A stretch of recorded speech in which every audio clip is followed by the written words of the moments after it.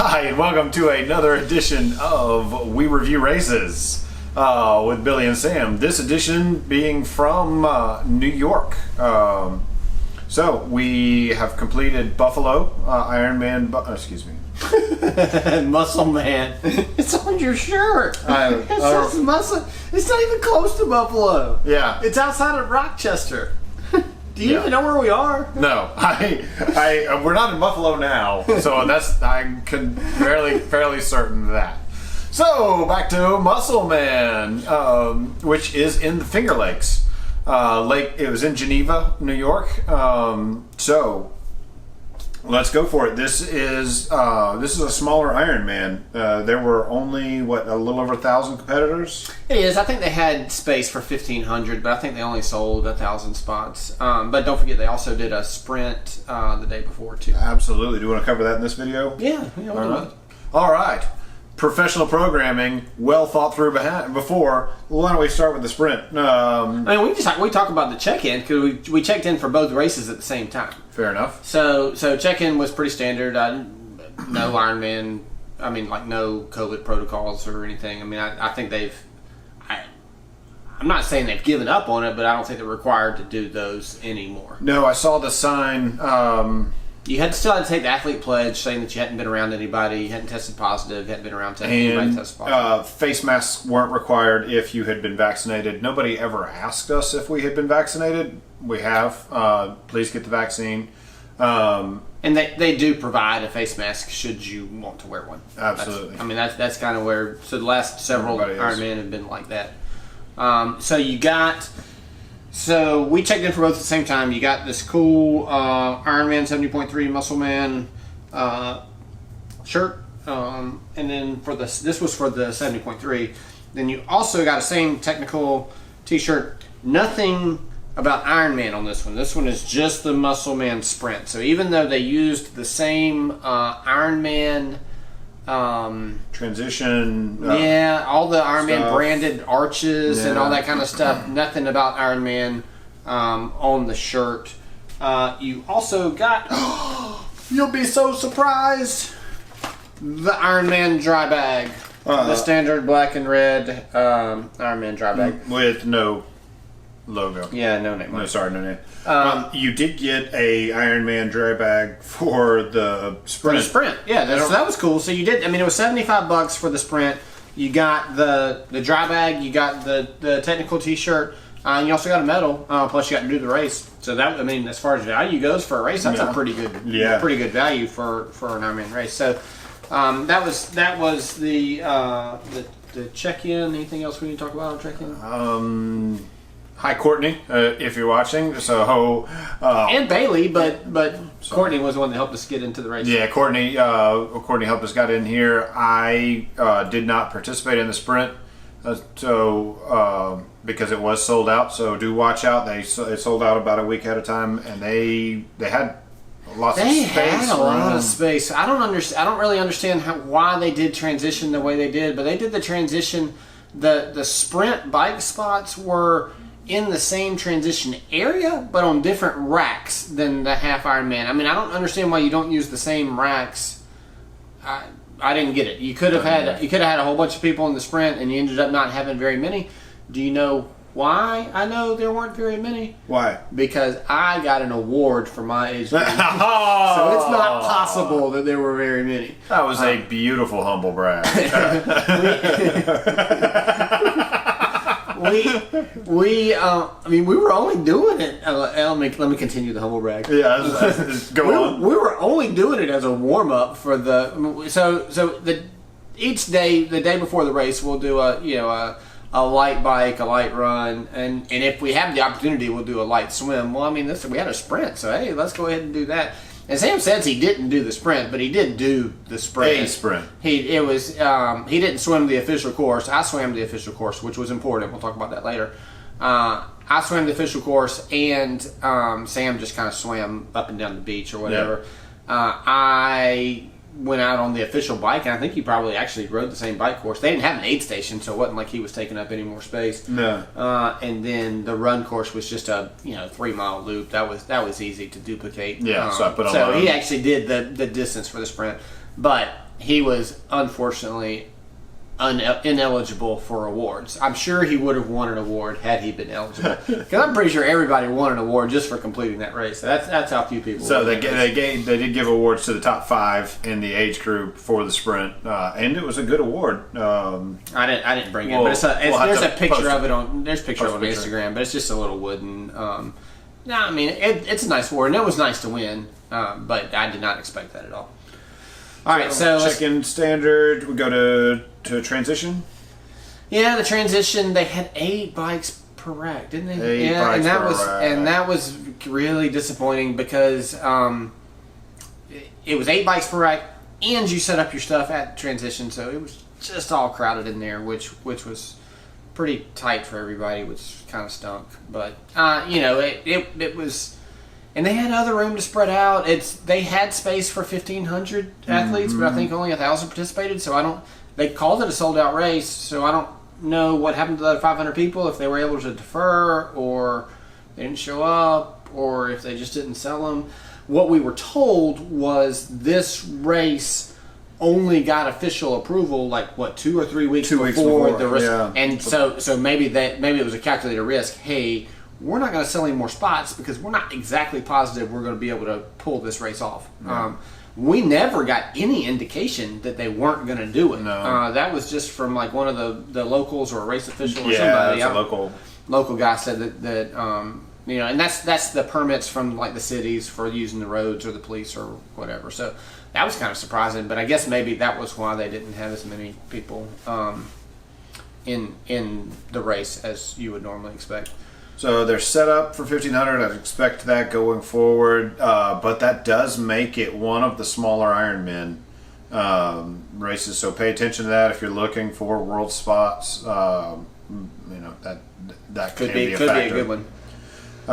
So same thing. Transitions. This is run, bike, and swim. T1, T2 are the same place. All finish line is really close. Is literally just past transition. So a very close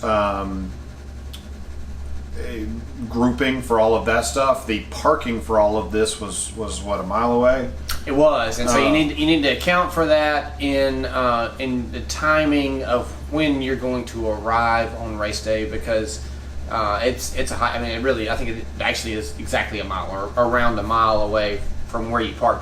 Both are in the same park, and it's not like you're walking on streets. Yeah. You're on a park, you're on the run course. Yeah, the run course.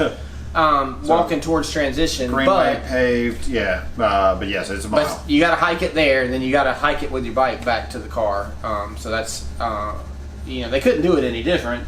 And it's a great big field, plenty of parking for how many ever people wanted to be there, but it is a mile away. Yes. I've got nothing about that. Start. No, do you have? So we got a banana score for check-in and transition. So, do you start taking off points for the bag with not having a name on it? At what point are they going to be out of those red and black bags? I'm going to, because we'll talk about the hat. So I'm going to take off a point for the bag because we'll talk about the hat in just a little bit. All right. The 8 bikes per rack. I feel like you could have done 7 at least. You probably could have done 6 if you took away some of those sprint spots. I don't know. I'll give this a 5. There were parking not being close is inconvenient. I'll give it a 5. Okay. I'm exactly right there with you. This was a 5. I'm taking off points for the bag. And we'll go over the hats in a little bit, but we know that it was possible to make branded stuff because of the hats. So for the sprint, much better, right? It was a much better value because you got the shirt and the bag, and I wouldn't complain about that bag for the sprint because, you got it anyway. And we actually were able to park closer for the sprint because there weren't nearly as many participants in the sprint. That's a great spot. So that's a big difference between the sprint and the 70.3. So anyway, that's. There's no way to solve that parking problem, and I'm not subtracting much for parking because you do have a mile, but we walked, like Chattanooga, we walked a mile to the 1.6, I guess, to the start of the swim. Yeah, no shuttles. So, anytime I've got to walk a mile or more, I'm going to take off. But that there was plenty of parking in a central location to the park was really good. So I think I'm a 5.5 banana. Okay. A couple things could be done better, but overall not awful. So we go to the swim. So that's all right. So I got a recon on the swim because I did the swim course for the sprint. It wasn't the entire course, but it was a half a mile, which is kind of long for a sprint. But it was good to get in the water. It was. Did I swim this one without a wetsuit? I think I swam it without a wetsuit. Swam the first day without a wetsuit. So I mean, it wasn't cold enough where you had to have a wetsuit. For the 70.3, I did swim it with a wetsuit. Even with as few people in the sprint, I got knocked around a little bit, which was kind of frustrating. But it was just an out, over, and back. And then when you came back, you were taking so it was a right-hand turn, and then the very last turn buoy was a left-hand turn. And they, for whatever reason, they didn't make you swim around the buoy for the left-hand turn. You just had to kind of go towards the buoy and then make a left-hand turn. For the 70.3, it was the exact same over right-hand turn, and back. Further just out, longer. They did make you go to the left of the buoy, which was the right thing to do. I didn't understand why they didn't make us do it for the sprint. But you do need to go around the buoy, and then coming in, very important, remember this. In the sprint, there's a sandbar. Okay, so maybe 75 yards or so. It was maybe not quite that. Yeah, 50 to 75 yards. It was far enough to where you thought that maybe you were at the end of the swim, and you were not. It was a sandbar, and it was shallow, 2 feet maybe, enough to where you're digging in and you're getting dirt or whatever. So naturally, everybody stands up and they're like, "Oh, I'm at the end. I'm gonna go ahead and start taking off my goggles and my wetsuit and all of that." And then, boom, it gets deep again, and you're gonna swim the rest of the way. So I actually did that. I got out. I didn't have a wetsuit on. I just took my goggles off and took my hat off, and then it wasn't that big of a deal. I just swam with my goggles and my hat in my hand to the end of the sprint. But I knew for the 70.3 and warned Sam, hey, don't stop swimming there. Sure enough, the next day I'm getting out of the swim. You've got people taking off their goggles, taking off their thing, taking off their wetsuit, and you've got volunteers that are standing there, keep swimming, keep swimming, keep swimming. But people aren't paying attention. No. When you got half your wetsuit hanging down and you get to the deep area, now it's a little more difficult to get in. Yeah, I picked up 5 or 6 spots there alone. Yeah. So note that when you get to the end of the swim, so it's a lake swim. The water was chilly, wetsuit legal. The water was clear, very clear. It was super clear. It was nice. So trivia fact: Seneca Lake, which is one of the Finger Lakes, which is what we swam in, is apparently the deepest lake of the Finger Lakes, 617 feet deep. Did not realize that there were lakes that deep. But anyway, and it has canals that are connected to the other Finger Lakes, which are also connected to the Erie Canal, which connects to the ocean. So you can actually, we could have taken Sam's yacht from Florida and ended up in Seneca Lake. I mean, that 5 horsepower motor, we got there like 3 weeks later. But So anyway, remember that about the swim.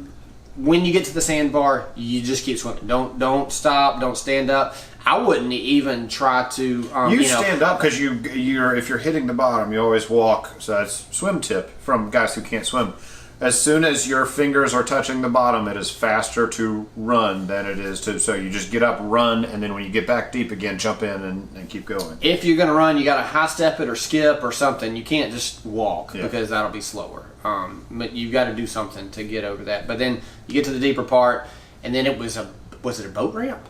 I think it was a boat ramp. So it was like concrete. So you're not coming out on sand. You're coming out on concrete. So if you're feeling sand, you're not at the end. Yeah. I don't know that I have any other tips for the swim. I mean, it was a pretty standard lake out, over, and back swim? Do you have anything that? Yeah, nothing. I once again stayed to the right of the buoys. So generally, people will swim on the left side, or the outside of the course. Officially, look this up in the Ironman rules, but the turn buoys are the only ones that you have to go on the outside of. So for Ironman, it's generally red or orange or whatever, a specific color. Those great big triangular ones. Yeah. Those are the only ones that you have to go around. The rest of them you can stay. So stayed on the inside. That makes your swim just so much more pleasant, because it in my mind, it's the fast lane and the slow lane. I can just sit in the slow lane and do my little putter along. And either you're on the left because it's the more direct route and it's faster, or you're on the left because you're new and you don't know any better, and so you're either slower or whatever. But the route less taken is highly recommended. Made this swim more pleasant. Sometimes they'll push you out. We've had races where they'll push you away from. Yeah, volunteers don't always know the rules. Yeah, but that's an option. The turn buoys you have to be on the outside of. Yes. The sighting buoys you can be on either side of. You got a rating on the swim? I'm going to give this one. It's a lake swim. I give it a 6. It was a nice, clean. Yeah, it was well run. Had plenty of space. I felt like I didn't feel like they had you in a narrow channel. I swam on the left side and I swam outside because that's just normally what I do. They didn't push me in. Towards the end, they pushed you over because you had to go to the right. And that was kind of confusing for me because the day before I didn't have to go around the buoy, but the day up I had to go around it. But that's the rule. That should have been how it was both days. But yeah, I'm with you. I give it a 6 too. It's a lake swim. I prefer downriver swims with a motor attached to me, but for a lake swim, that's good. So the bike. All right, so the bike we did on the sprint. The roads were good, and it was the sprint was 18 miles. 18 miles, and it was 18 miles of really course. Good roads. Really good roads. Yeah. So I'm just gonna draw that line north of the snow line. My expectations for roads go down. So for Florida, I would call this a reasonable road. Georgia, this is a reasonable road. In New York, this is a good road. So sorry with that. No, yeah, that's good. Mostly. But for the 70.3, the roads, I'm going to say they were average. They went from being good roads to being average roads. Would you agree with that assessment? I have one particular mile with a bone to pick. Yeah. But there were some miles where it was brand new pavement. But there's 1 mile on this course, and it's a mile. That's the worst road I've ever raced on, I think. Yes. But bar none, Yes. Any race I've ever been on, there's never been a mile stretch. A gravel bike would have been kind of tough. A gravel bike wouldn't have been quite enough for what this was. Yeah, it was so what it was it was just a road filled with potholes. And when I say filled with potholes, I happened to be by myself going through it, and that's about the only way that I would want to go through it, because it was like doing a slalom on the ski slope. You had to pick a line and mentally just go around all of, and it was not like you couldn't pick a straight line. You were slaloming. It was awful. That was they gotta pave that road before next year's race. It's a mile. It's gotta be paved. Please. I don't know of another way to say that. I kind of enjoyed the challenge of the slalom because I did the same thing. You had been that was that whole. It's at the end of a very long series of ups. That whole thing. There was only a couple of fairly steep ups, and nothing was awful. But it was about an hour, I think, of just general uphill, and so I was really just tired of it. And so then you get to that, and it's the beginning of the downhill. So you're coming down. It's not super steep, so you don't have to go super fast. But yes, if you're not paying attention, you're going to blow a tube. So yeah, keep your air a little low for the whole ride because of that section. So this is probably, I call it an 80 max, 80 psi max on the tires. Just, I mean, it's not worth, you know, the call it an extra mile an hour maybe that you could get out of a lot more hard tubes. If you're stopped because you're changing a tire because of this, and I saw several people changing tires out here, so it happens. So to give you an idea of the course, the first 20 miles basically is flat. Yeah. I mean, there were some inclines and declines, but so it took me an hour. The reason I say it was flat is because I mean, it took me an hour to do 20 miles. Mm-hmm. So the first hour, 20 miles. Yeah. So the next 15 miles took me like almost an hour. I think I averaged 20 on the first, and I think I averaged like 15 3/4 on that next 15 miles. And then the rest of the trip was kind of downhill, and so I made it back up. I think I averaged like 19.4 or something like that. Yeah. So pretty much, if it's a super flat course, I'll do 20. So averaging 19.4 means that this was mostly flat. I mean, that's just kind of where I'm at. Yeah, they called it. I think they called it rolling, and that. I mean, if you consider one long roller, then yes. When I consider rolling hills, I consider you go up, then you go down, then you go up, then you go down, but no steeps and no steep downs. Just kind of rolling. Chattanooga would be an example of a good roller. You only have that one severe hill. The rest of it, you can use your momentum to get half or 3/4 way up. That's what a roller is to me. So this has hills, depending on your biking between the Finger Lakes, so depending on how the wind is blowing, because I think we had it in our face up that hill too, so it might have made it feel more severe than it actually is. And so it's a beautiful ride. I mean, you're going through wineries, so you got a lake on one side and wineries on the other. I mean, it's if you are into scenery on the bike, it was a really good one. And I mean, this is new, so.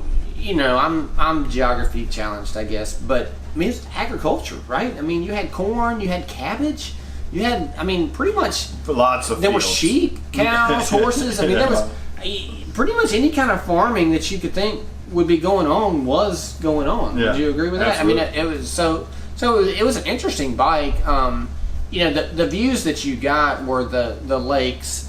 They weren't like high views where you're overlooking gorges or anything, but you had the lake looking out, and then the wineries and the vineyards, and then just the crops. I enjoy looking at the crops and having just something different besides going through cities or whatever. So that was pretty cool.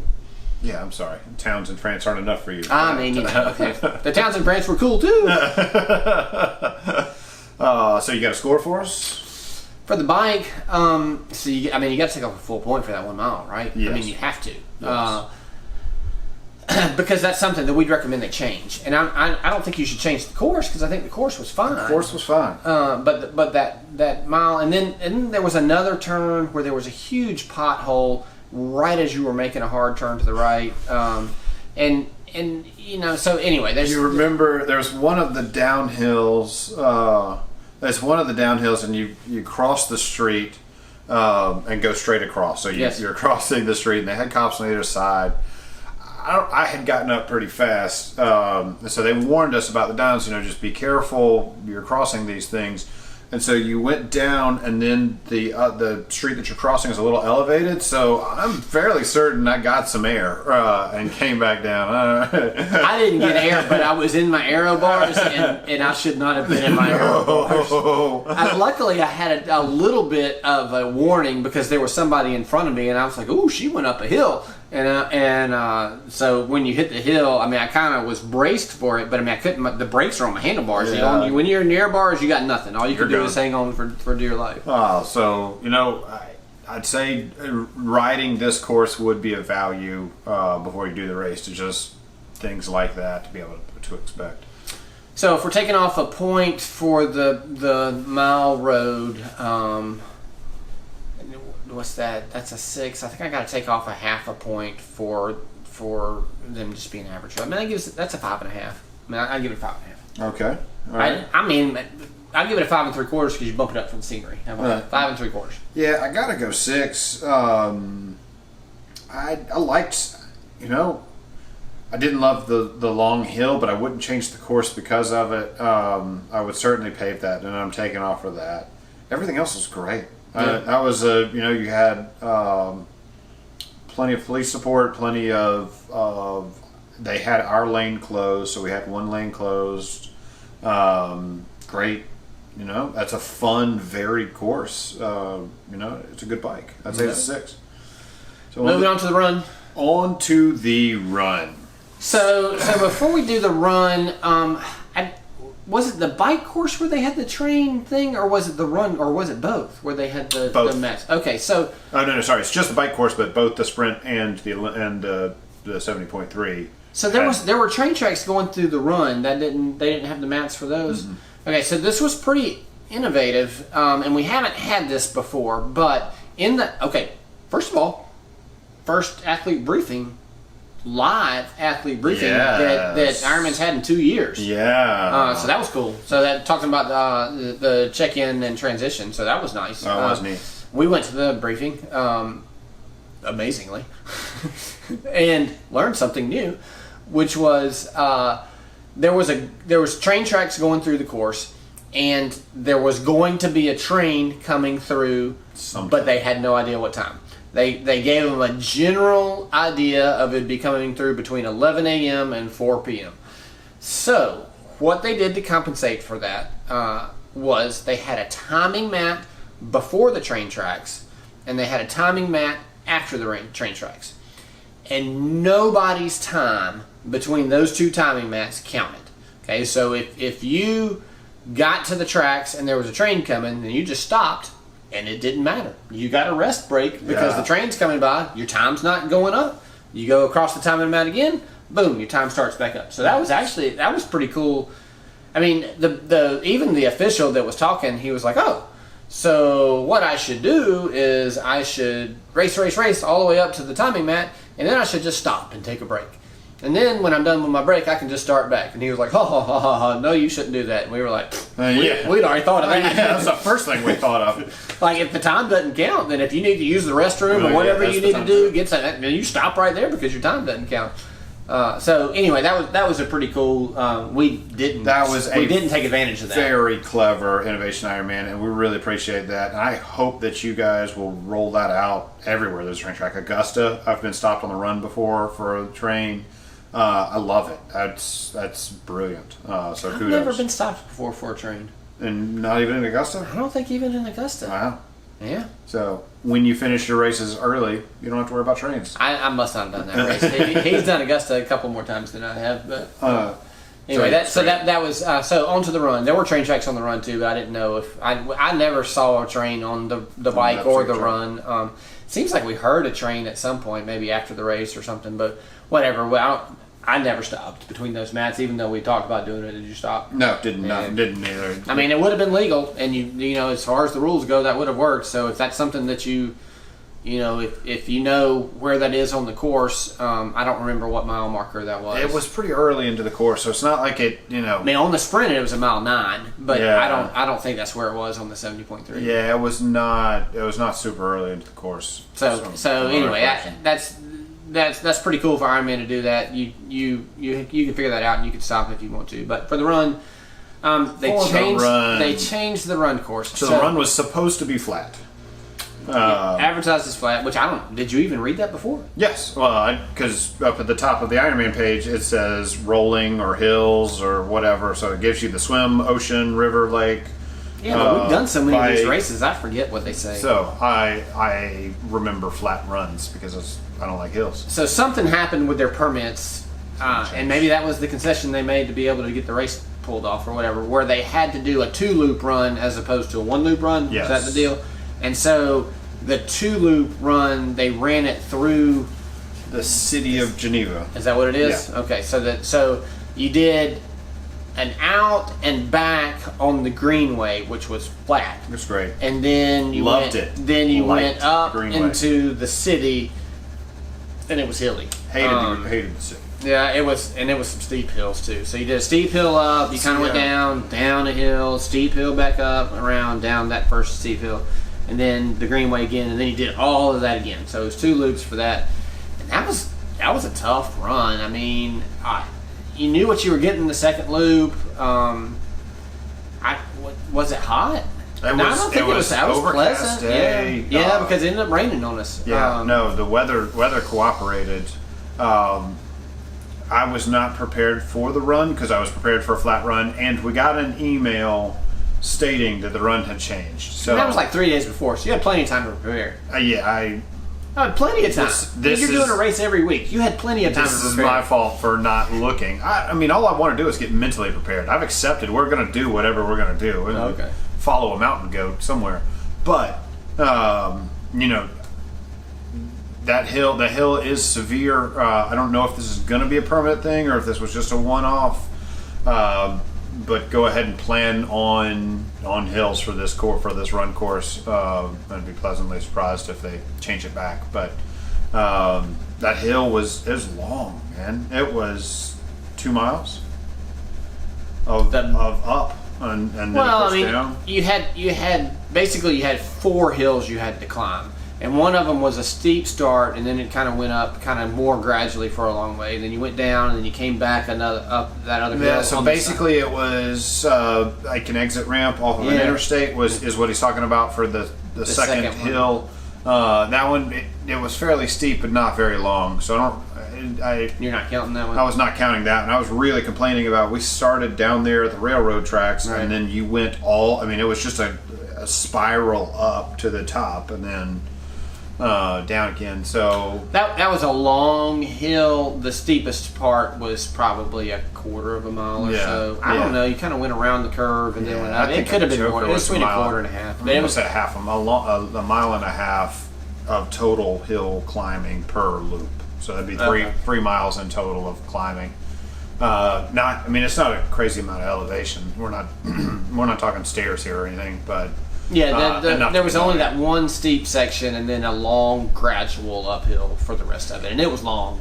And I'm sure those cars hated us. It was like through downtown Geneva, and they'd stop traffic, and there ended up being... So it was an open course on the run. We had our own cones and our own space, but you were running... there's cars to your left. There's cars trying to get around downtown. And they stopped them, and we were running right in front of them. And I'm hopefully I didn't have anybody honk or cuss at me, so hopefully they just were like, all right, well. I don't know how they actually. I don't know why they just didn't close that entire road. Because did any of those cars ever get through? There was such a stream. It's a 2-loop course. You've got a constant stream of people. Were just constantly going through. I don't know. I think. I bet they won't do it like that next year. This is a guess, but that this was some kind of compromise with the city and getting the race off, and so we got to race, and so I don't want to complain about that. No complaints there. But if I take that run course, my score is going to be based on the run course as we did it. So I will appreciate any compromise. I'll appreciate we got to go, and COVID and everything else crazy that's going on right now, we still got to race. So we appreciate it. You got anything else as far as the run is concerned? No, 8 stations were adequate. I don't remember there being too many aid stations, and I don't remember there not being enough. I think they were just what you would expect for an Ironman. I can't give you a number because I can't remember where they were on the course. But no, people were friendly. I can't think of anything to add.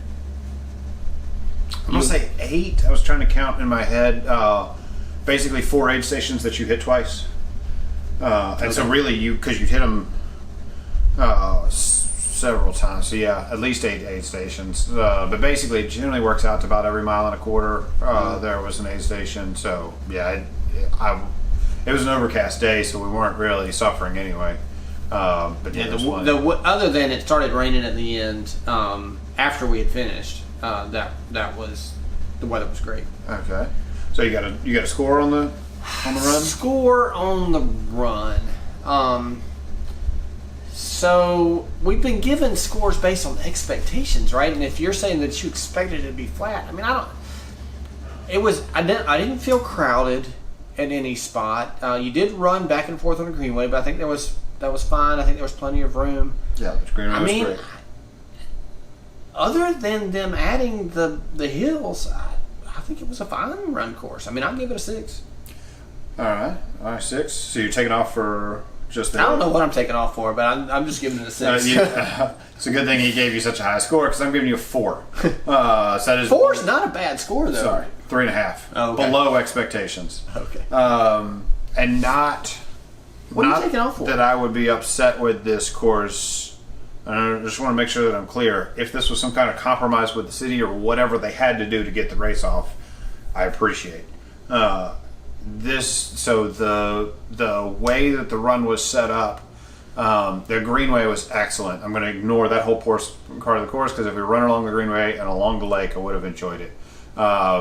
The going through that town, dealing with traffic, and the narrow. They only had so much room to work with. But you had some going up and down the hill. You had 2 of us fighting for less than 1 road length width for a little bit down past that church. That was such a super short. We've done races where the entire race was I know. basically I took off from that one too. But you never gave him a 3.5. I know. I hated this course. Okay. Absolutely, just despised it. And so I gave it. I mean, it's a 3.5, and I hated it. So they did a lot of things right. But yes, this was. I would not do this run course again happily. So you're giving it a low score because did you ever have to stop for traffic? No. The police. Did you ever have any cars get close? Yes. Okay. Yes. And then you had that one section where it was kind of tight, and that was going up that long hill. Yeah. But going up that long hill, the whole thing wasn't tight. So so then you did that dip on the whole back section. Dip was completely unnecessary. To get 13.1 miles, I bet it would have gone further on the greenway, which is what you did yesterday or the day before with the sprint. So the sprint just went further out along that greenway. I wonder to get the mileage right if they couldn't do that because they put the out and back on the greenway just enough to make the mileage. Yeah, right? but that's because they were if you had accepted that you needed the circle around the back and to do that extra hill work unnecessarily, you could have just pushed it further. So let's be clear: Sam does not like hills, unexpected hills. Unexpected hills on are the worst. Run. The worst. No unexpected. It didn't. The hills. I don't like the hills either. I mean, I like Eagle Man where everything was flat. I mean, the whole course was flat. The water was flat. The bike was flat. The road was flat. You've got this beautiful lake, these wineries, and you took advantage of none of that. But this is you're saying that you would like for them to have a different run course altogether. If they scrap the run course, I'd love the race. Okay. So I still like the race very much. All right, so let's talk about the finish line. Oh man! So from this, the thing I'm going to give the lowest score to the thing I'm going to give the highest score. All right, so here we go. So this is the medal from the sprint. So, I mean, it's got a good weight. It's a small medal, but the ribbon's good. As far as sprint medals go, it's actually kind of nice. It's thick. Usually they're bigger but thin. Yeah. So it's. I think it's probably just as thick. This is the medal. Yeah. It's the same thickness. So this is the medal from the 70.3, and it's a nice medal, so good. But the biggest surprise, and we've already kind of spoiled, we've already given it, he's been wearing it, is the hat with the Musselman name on it. Finisher. And finisher. Thank you, Ironman. I know that y'all have been watching these videos and paying attention to up. us, so we appreciate you giving this. We got to the finish line together. We crossed the finish line together, and we're out there, and they're giving us our stuff, and they're handing it to us, and we're like, "Oh, thank you so much for having the name on it." And they're looking at us like, "What are you talking about?" I don't understand. I don't even know what you mean. Oh yeah. So we made sure to talk to the race director afterwards and tell him thank you so much for putting the brand on the hat. It doesn't have the year. I understand. I don't care. Doesn't matter. We really appreciate the effort of putting the race name on the hat. It's amazing. Yeah. Thank you so much. So you get a 7 on the finish. I don't even think we get a. Do we have a score on that? We're giving you a 7. A 7. Absolutely. And then of course the town. You got a score on. What town are you going to talk about? Geneva? Not Rochester. Yeah. I mean, because the race wasn't in Rochester. You got to give Geneva our experience with Geneva. All right, so never had, if I recall correctly, I never had any cars try to run me off the road on the bike or the run.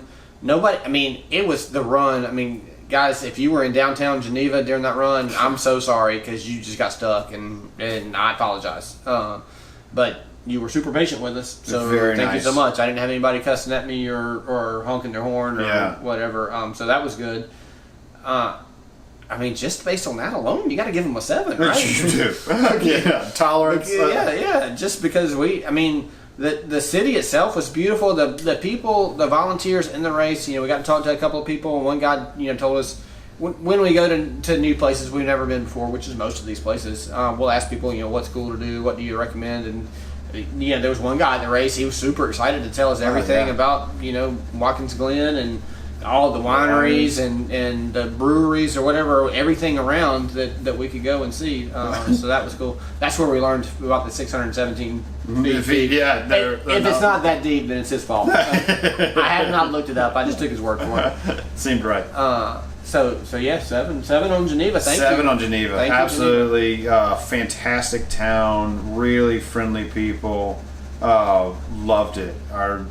My Rochester experience was not very friendly. The Rochester airport is really kind of nice. I mean, it was nice for the Motel 6. Those people, the Rochester people were friendly. They were just not happy. Might have been the nice way of saying that. So watch our stories video for stories from Rochester. But yeah, absolutely, Geneva was fantastic. The people were excited, and that makes such a fun race. And so thank you guys so much. I think they said this was the 18th year of Musselman, and so this is Musselman, Musselman, not muscle as in Musselman, but muscle as in it was to bring awareness to the mussels, the invasive species or whatever.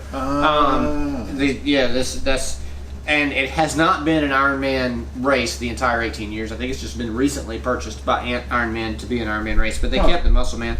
And I don't like that. I mean, that's pretty cool. I did Ironman Musselman where everybody who knows about Ironman knows what that is, as opposed to I did Ironman Augusta. Well, is that where Maine which Augusta? Georgia, yeah. Which Augusta is that? So that's pretty cool. I like that they did that. Yeah. So Kudo, you got an overall score on the race? So I don't remember what my other scores were. I know that I did okay they did fine on the run. They did okay on the bike. They did good on the check-in swag, other than the Ironman bag, which I think they should change. So I'm gonna give it a solid 6. I'm with you. I gotta. It's gonna round into like the 5.5 for me for the run. I think that's a fixable item, and that'd push it. If you'd fix that run for me, that'd be a 6.5. I think it's a really great race with just a few minor issues that could be tweaked. Certainly worth doing. I'd put it on your race calendar. This is a fun place to explore. You spend a little bit of time up here, and we really would have enjoyed it. We didn't get to, but that's so many areas like this. There's not enough to do, and here there was actually a lot. So sometimes when you're rural, there's the town that it's in, and that's it.